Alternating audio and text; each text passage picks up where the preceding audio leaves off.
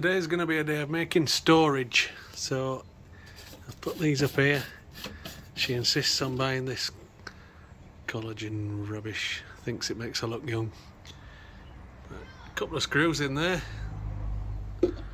and in another month, 2 months time, I'll have 2 more to stick there and fit 6 and just screw them back in.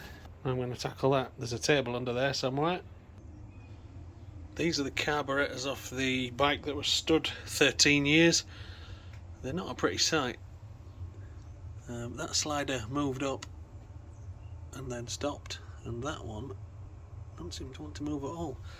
Strangely, I don't remember buying 2 spares of replacements.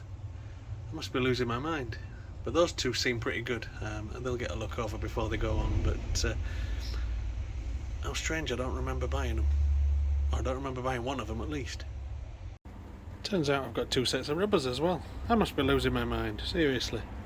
That's tidy enough now. I can get some work done in here. I've turned my drill 90 degrees. Grinder. This 535's going in a couple of days, and the 1000's coming in. So it'll be a little bit bigger, but it'll fit. We'll make it work.